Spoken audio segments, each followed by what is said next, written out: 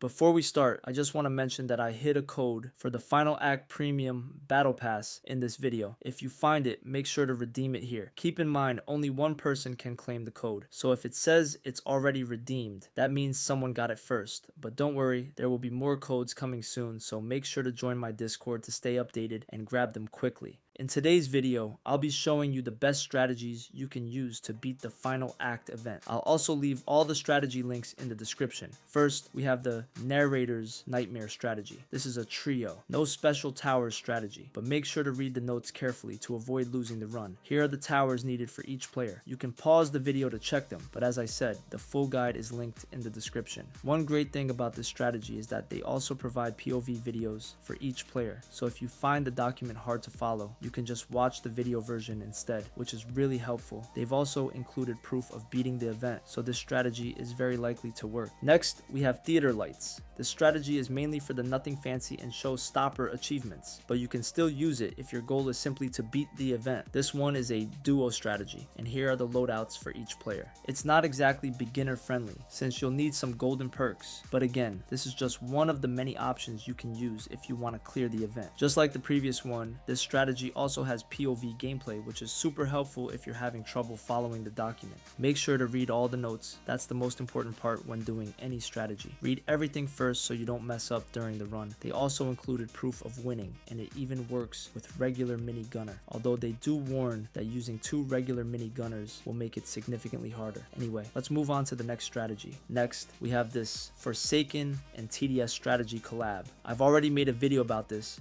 and the good thing about it is that it's really beginner friendly since the strategy uses the preset loadouts provided by the game mode itself. That means you don't need to buy any towers. Everything is already given for free. I highly recommend using this strategy if you don't have many towers yet, or if you only came for the Narrator Noli skin in Forsaken.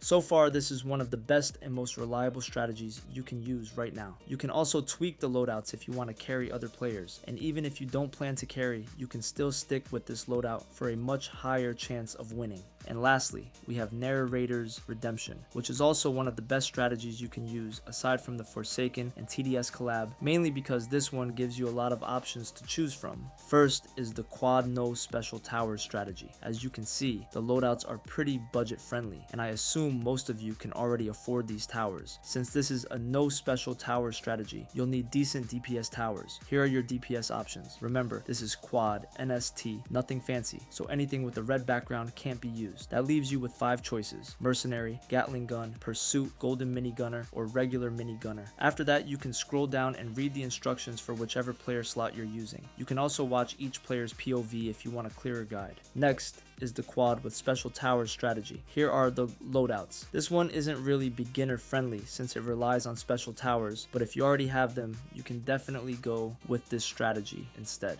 Then we have the trio no special towers strategy. Here are the loadouts you'll need for 3 players. Again, you can pick from the listed DPS options, and as always, make sure to carefully read the full strategy and instructions. And finally, we have the duo with special towers strategy. This one requires at least one player to have the Spotlight Technician. So if you want to use this strategy but don't have that tower yet, I suggest playing as player 1 and finding someone willing to help you and take the player 2 role. So yeah, those are the best strategies you can use to beat the Final Act event. If I missed anything, feel free to let me know in the comments. And again, all the strategy links are in the description. That's all for now. Thank you for watching, and please don't forget to subscribe.